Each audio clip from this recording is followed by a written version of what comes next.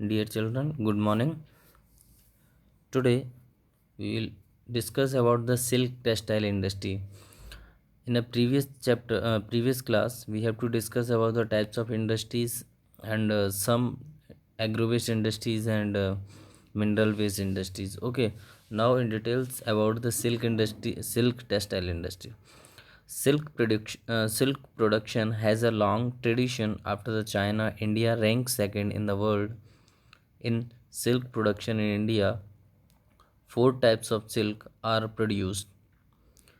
These are mulberry, iri, tasar and muga. तो जो silk textile industries है वर्ल्ड में अगर देखें तो चाइना के बाद इंडिया का सेकंड रैंक आता है। ओके,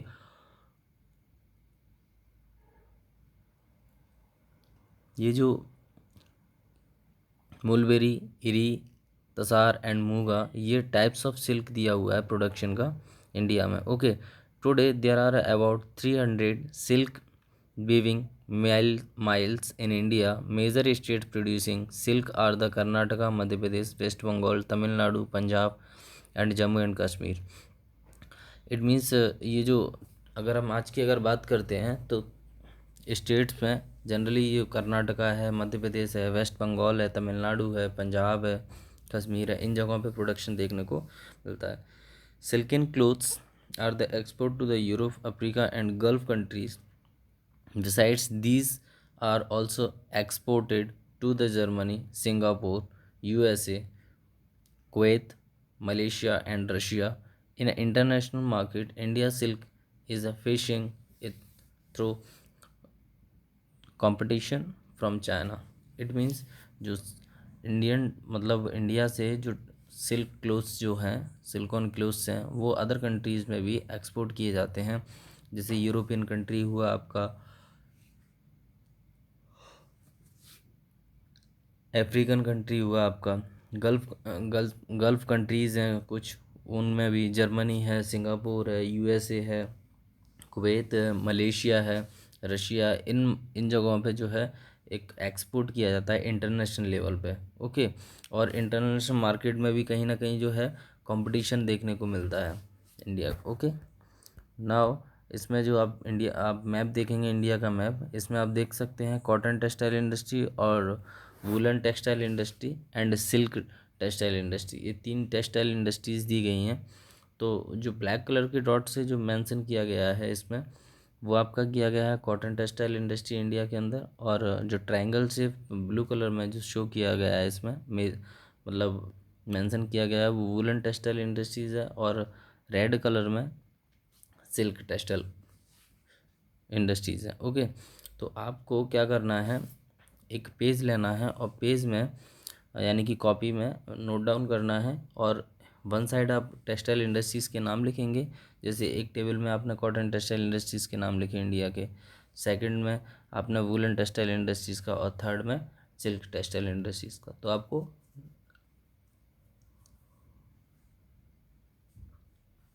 नेम्स लिखना है। Okay, clear.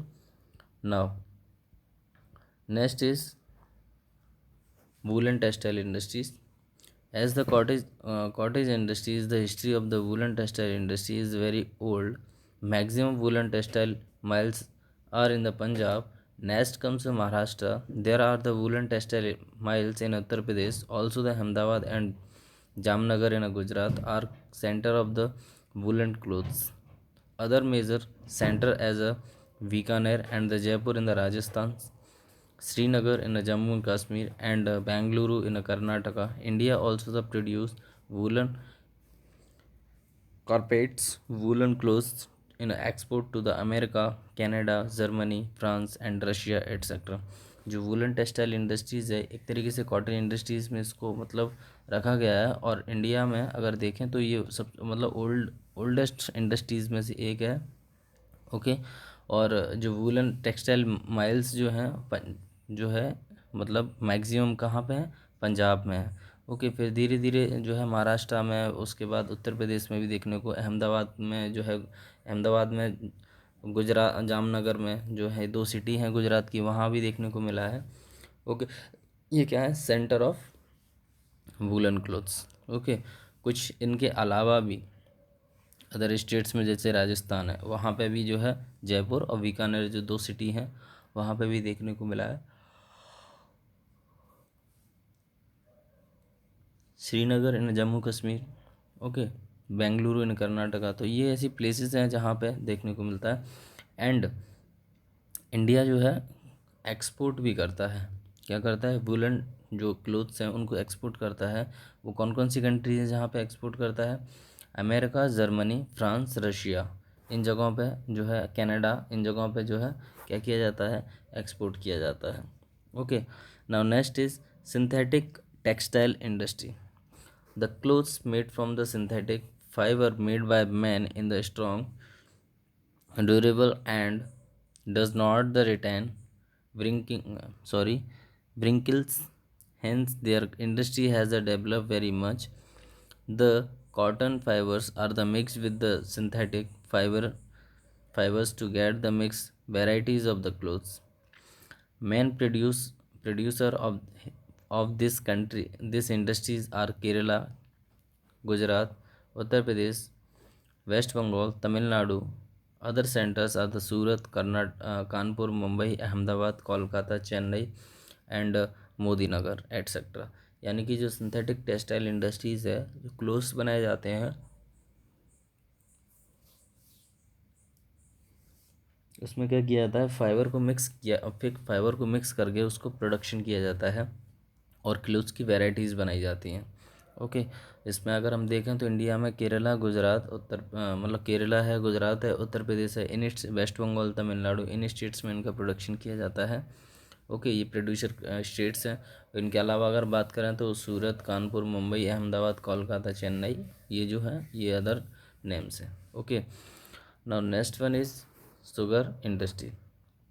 ओके, तो ये इंडस्ट्रीज़ जो हैं, हम किसके बारे में बात करें? एग्रो बेस्ड इंडस्ट्रीज़ के बारे में बात कर रहे हैं अभी। ओके, अभी मिनरल बेस्ड इंडस्ट्रीज़ के बारे में बात नहीं कर रहे हैं, अभी किसके बारे में बात कर रहे हैं? एग्रो बेस्ड इंडस्ट्रीज़ के बारे में बात कर रहे हैं। Now next one is making jaggery from the sugar cane juice in a very old industry in India. Sugar industry stands second after textile in the agrarian industries in India. After the reaping of the crop of sugarcane, it has to be squeezed within 24 hours so that the amount of the water is not reduced. Otherwise, it is a sugarcane content will be decreased. That is why the sugar factories are located near the sugarcane growing the centers. Sugar factories are located in Maharashtra, Uttar Pradesh, Tamil Nadu, Karnataka, Andhra Pradesh, Gujarat, etc. The industries is developed in the Gujarat at the Bardoli, Gandhevi, Surat, Navasari, Bihara and Bharuch, okay, तो and Tamil Nadu. It means जो sugar cane industries है या sugar industries की बात करें तो ये बहुत पुरानी इंडस्ट्री है, मतलब पुराने ट्रेडिशन बेस्ड इंडस्ट्रीज़ है। जैसे आप जनरली चीनी का यूज़ करते होंगे, खाते होंगे, तो वो जो गन्ना होता है, गन्ने का पेड़ होता है, उससे शुगर कैन मतलब शुगर बनाई जाती है। ओके, तो उसका जो उसके अंदर जो वाटर की एबिलिटी होती है, अगर वो जनरली अगर उसको टेम्परेचर अधिक मिल जाएगा तो कहीं ना कहीं वो सूख जाएगा और वहाँ पे पानी मतलब उसका जो पानी है उसके अंदर यानी कि वो कम हो जाएगा। ओके, एक तरीके से जूस होता है वो। ओके, तो इस तरीके से जो है शुगर इंडस्ट्री इस्टेब्लिश की गई और किन किन जगहों पे इस्टेब्लिश हैं, जैसे महाराष्ट्र, उत्तर प्रदेश, तमिलनाडु, कर्नाटका, आंध्र प्रदेश, गुजरात, इन जगहों पे हमें देखने को मिली हैं। ओके, और गुजरात में भी कहीं ना कहीं इस इंडस्ट्रीज़ का डेवलपमेंट हुआ है। तो गुजरात में पर्टिकुलर अगर बात करते हैं तो बरौली, बारडोली एंड आपकी भरूच है, इन जगहों पे भी देखने को मिलती है। Okay, paper industry. Paper is made out of bamboo, grass, molasses and etc. It is produced in Andhra Pradesh, Maharashtra, West Bengal, Odisha, Karnataka, Gujarat, Madhya Pradesh, Chhattisgarh, Tamil Nadu, Haryana. It means ये जो paper industry है, paper industries जो है आप देखेंगे कि generally जो आज हम यूज़ करते हैं वो पेपर इंडस्ट्रीज से ही पेपर्स प्रोड्यूस किया जाता है। ओके, जैसे ये कुछ ट्रीज़ हैं उनका यूज़ करके, जैसे आपका बम्बो है, ग्रास है, इनका यूज़ करके। और कौन कौन से स्टेट्स में देखने को मिलता है हमें इसका प्रोडक्शन, जैसे महाराष्ट्र है, आंध्र प्रदेश है, वेस्ट बंगाल है, उड़ीसा है, कर्नाटका है, सूरत गुजरात है, मध्य प्रदेश है, इन जगहों पे। ओके, तो ये था आपके कौन कौन से एग्रो बेस्ड इंडस्ट्री, जैसे हमने बात करी थी, एक बार फिर से रिवाइज करते हैं। पेपर इंडस्ट्री ये एग्रो बेस्ड इंडस्ट्री है, शुगर इंडस्ट्री ये भी एग्रो बेस्ड इंडस्ट्री है, सिंथेटिक टेक्सटाइल इंडस्ट्री ये भी शुगर इंडस्ट्री है, woollen textile industry, jute industry and cotton industry. तो ये जो इंडस्ट्रीज़ हैं ये कैसी इंडस्ट्रीज़ हैं, एग्रो बेस्ड इंडस्ट्रीज़ हैं। अब बात करते हैं हम मिनरल वेस्ट, यानी कि जिस चीज़ का प्रोडक्शन किया जाता है वो इंडस्ट्री उसी के नाम पे एस्टेब्लिश की जाती है। जैसे कॉटन के क्लोथ्स हैं तो कॉटन टेक्सटाइल इंडस्ट्री, जूट के हैं तो जूट टेक्सटाइल इंडस्ट्री है। ओके, तो जिस जो प्रोडक्ट बनाया जाता है, जो भी किसी भी चीज़ का जो प्रोडक्शन बनाया जाएगा वो किस बेस पे रहता है, वो उसी इंडस्ट्रीज़ के बेस पे रहेगा। यानी कि जैसे मान लीजिए जो प्रोडक्ट बनाया जाता है उसी प्रोडक्ट बेस पे इंडस्ट्री इस्टेब्लिश की जाती है। Okay, now mineral based industry. तो मिनरल बेस्ड इंडस्ट्रीज़ में पर्टिकुलर इंडस्ट्रीज़ के बारे में देखेंगे कौन कौन सी इंडस्ट्रीज़ हैं मिनरल में। ठीक है, those industries wherein minerals are used as a raw material are known as the mineral based industries. Industries such as the iron, steel industry, aluminum industries, copper industry, chemical industry, fertilizer industry, cement, means of transportation and electric goods are the material based on industries. It means mineral based industries में क्या है कि हम देखेंगे कि जो minerals का use किया जाता है रॉ मटेरियल के बेसिस पे, उन्हीं बेसिस पे उनका नाम रखा गया है। जैसे आयरन एक रॉ मटेरियल का काम करता है तो आयरन बेस्ड इंडस्ट्री। ओके, तो इस तरीके से जो इंडस्ट्रीज हैं, जैसे एल्यूमिनियम बेस्ड इंडस्ट्री है आपका, है ना, कॉपर बेस्ड इंडस्ट्री है, केमिकल बेस्ड इंडस्ट्री है। तो इस तरीके से जो है इंडस्ट्री इस्टेब्लिश की गई हैं। क्लियर? तो आप इस चीज़ को देखिएगा कि किस तरीके से इंडस्ट्रीज़ को इस्टेब्लिश किया गया। तो अब पर्टिकुलर इंडस्ट्रीज़ के बारे में बात करेंगे। और हाँ, वन वन थिंग कि जो इंडस्ट्री इस्टेब्लिश की जाती हैं उनके लिए जो है फैक्टर्स रेस्पॉन्सिबल होते हैं, उनकी एबिलिटी भी होना बहुत ज़रूरी है। जैसे मान लीजिए हमने एक आयरन एंड स्टील इंडस्ट्रीज़ को इस्टेब्लिश करना है तो उसके लिए रॉ मटेरियल वहाँ अवेलेबल होना चाहिए। ऐसा नहीं कि हम 1000 किलोमीटर से या 500 किलोमीटर से जो है रॉ मटेरियल मंगा रहे हैं तो वो कॉस्टली पड़ता है। ओके, वाटर और आपकी इलेक्ट्रिसिटी की एबिलिटी, वाटर की एबिलिटी, मतलब ये सारी चीज़ें वहाँ पे अवेलेबल होना चाहिए। आपका कैपिटल होना चाहिए, ओके, मार्केट होना चाहिए पास में, और ट्रांसपोर्टेशन की फैसिलिटी अच्छी होनी चाहिए। तो ये कुछ ऐसे फैक्टर्स हैं जिन जिन फैक्टर्स के ऊपर इंडस्ट्रीज़ जो है डिपेंड करती है कि किस तरीके से मतलब प्रोडक्शन होगा। ओके, तो now we will start iron and steel industry. Iron and steel industry is the axis of the modern industrial and the economic development. It is the considered to be the based industry, mechanic needs and the other constructions are the produced from its productions. This can be also considered to be a की industry. It means एक तरीके से जो iron based industry है basic industries है हर industries की।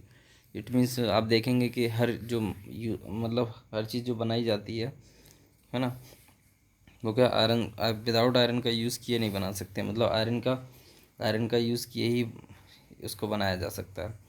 तो एक तरीके से आयरन स्टील इंडस्ट्रीज़ का जो है रीढ़ की हड्डी माना जाता है, यानी कि बेसिक इंडस्ट्री माना जाता है। Okay, clear? Iron, the process of the making iron is a very old in India. Iron was important from India to make the swords in the Damascus. The first factory in India to produce iron established at the Port Porto Nova in Tamil Nadu. It was closed due to some reasons.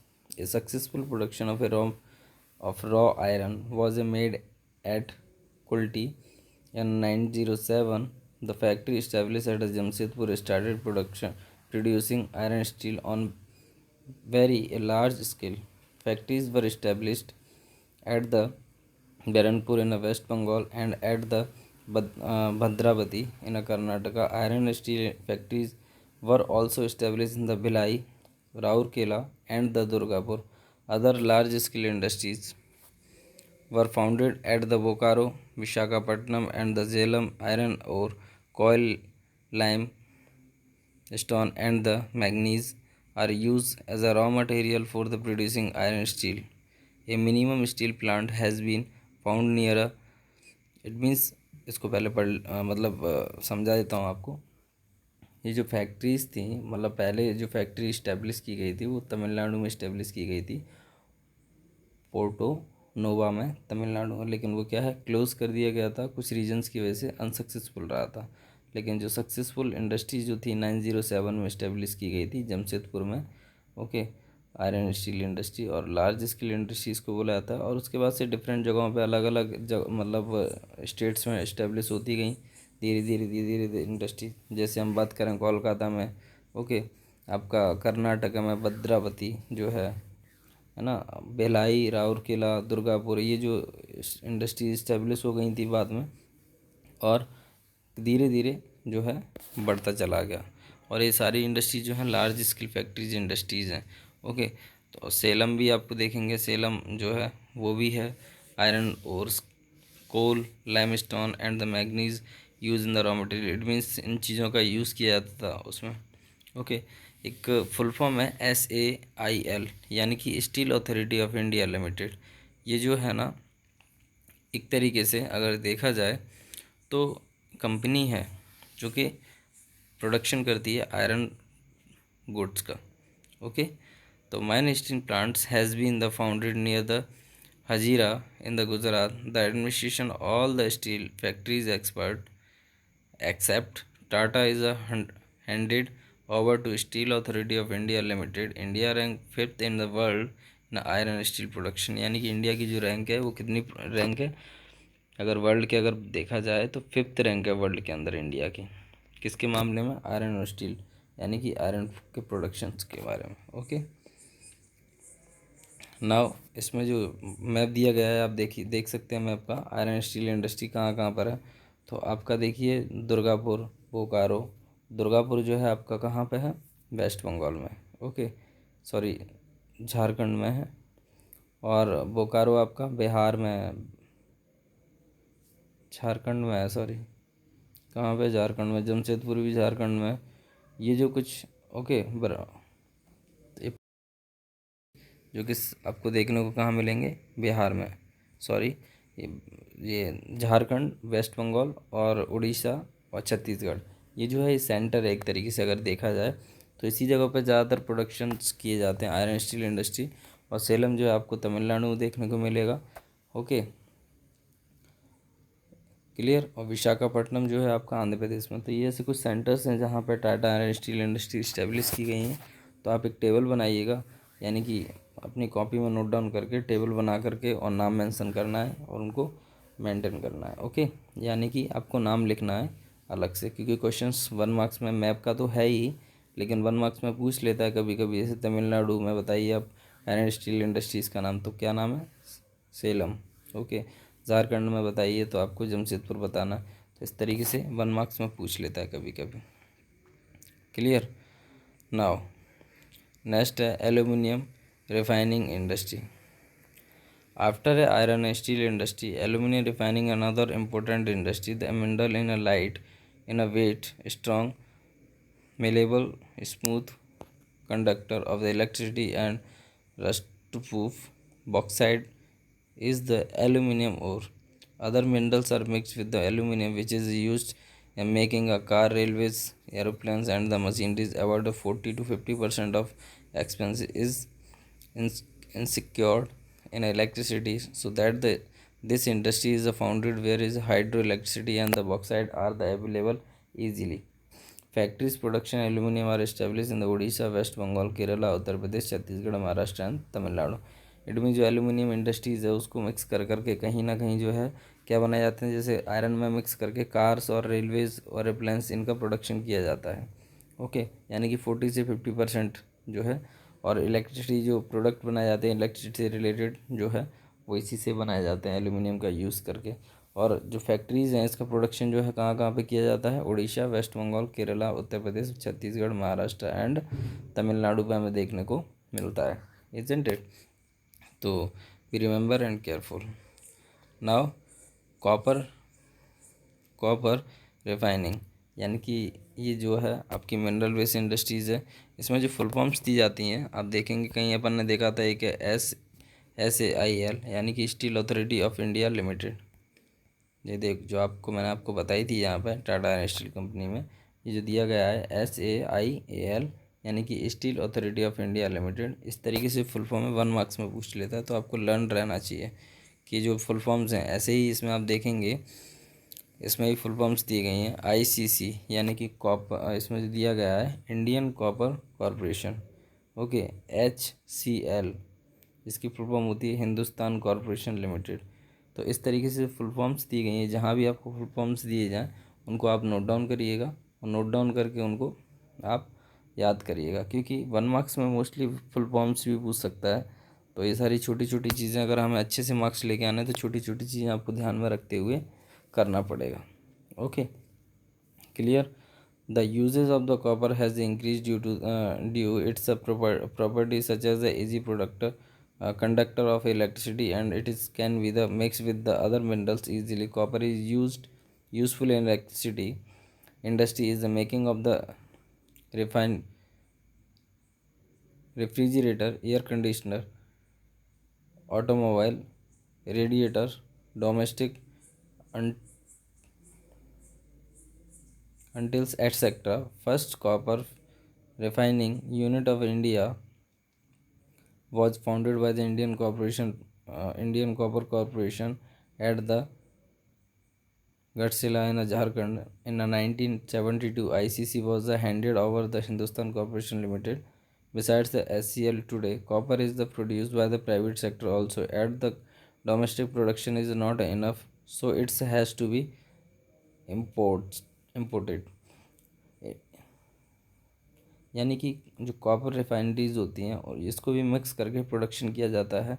जैसे इसमें दिया गया है आपका air conditioner, automobile, okay, तो ये बनाई जाती हैं ओके इन इंडस्ट्रीज़ में। यानी कि इलेक्ट्रिसिटी जो इंडस्ट्रीज़ होती है उसके लिए यूज़फुल होता है। क्लियर। तो इसमें आप देखेंगे 1972 में जो है इंडियन कॉपर कॉरपोरेशन द्वारा मतलब झारखंड में फाउंड किया गया था।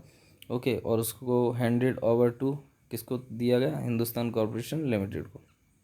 Okay, clear. तो ये याद रखिएगा, isn't it. Now next is chemical industry. तो केमिकल इंडस्ट्रीज एंड आपका chemical fertiliser industries, plastic industries, cement industries, ये कैसी इंडस्ट्रीज़ हैं, ट्रांसपोर्टेशन इक्विपमेंट इंडस्ट्रीज़। ओके, तो ये जो इंडस्ट्रीज़ हैं ये आपकी मिनरल बेस्ड इंडस्ट्रीज़ हैं। तो now we will discuss in the next class about the remaining of the portions of this chapter. Okay, thank you so much.